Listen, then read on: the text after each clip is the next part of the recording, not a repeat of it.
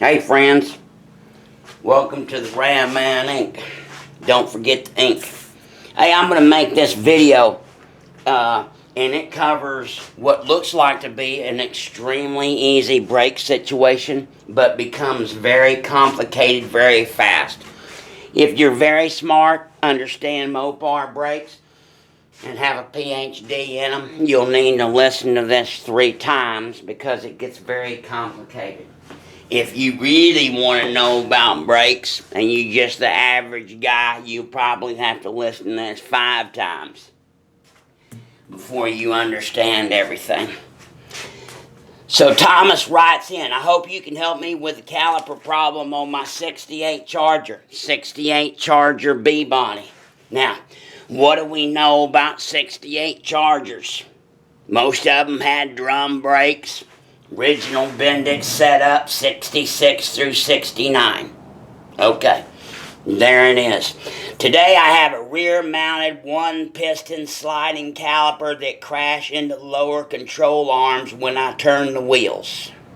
Okay, so previous owner has changed spindles, think it's E-body spindles, see Word document, what do you suggest, should I turn spindles around, blah, blah, blah, blah, blah. Okay, pictures help. So, he's got a 68 B-body. So, got that front sway bar. Now, this has been done many times by me, by nobody else.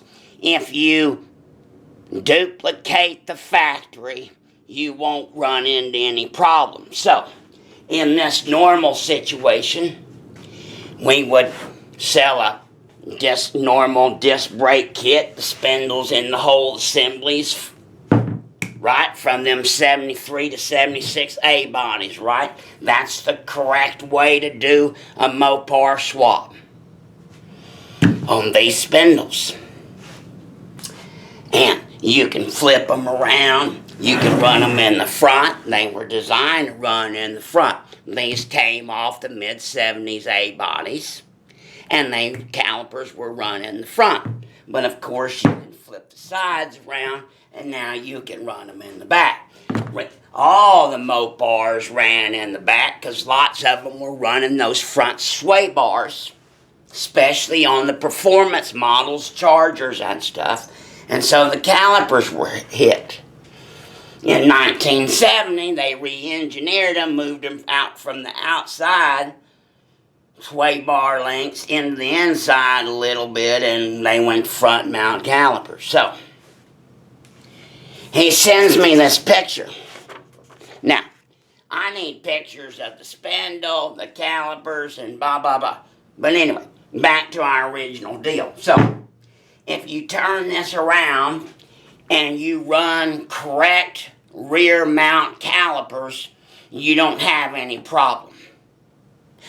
Correct rear mount sliding calipers. I'm the only one that I know of in the world that sells them. There is nobody else. They're different.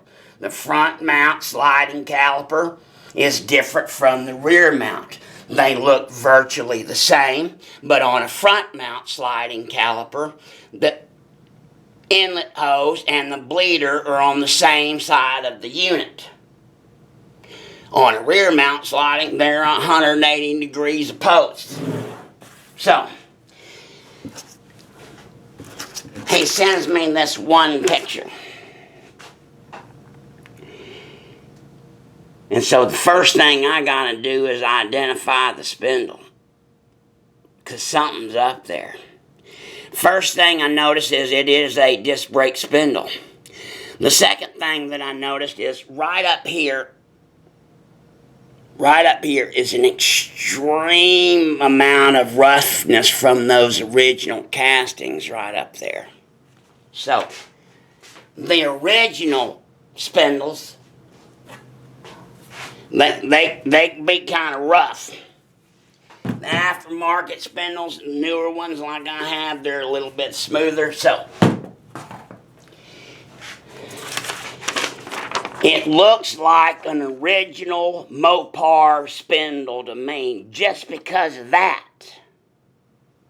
It's got these measurements in there, and so.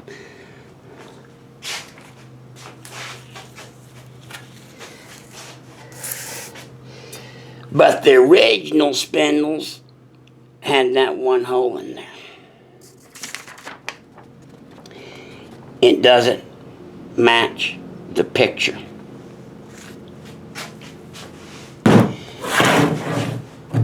Now take the later model, and they don't have the hole either, and they're just slightly teeny bit thicker and stronger because of the bigger pin. Remember? Original spindles, a 6 bearing and an A2.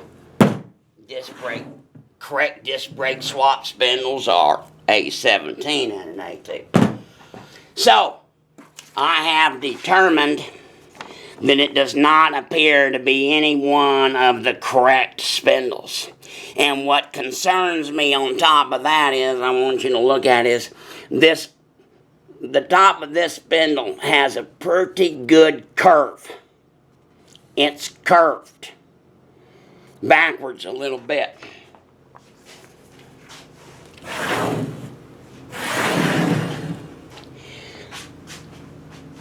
There is no curve. There is no curve in the correct spindles.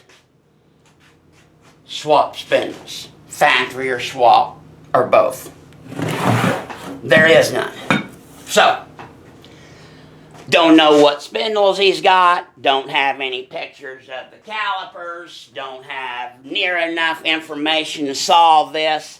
We've made a lot of headway.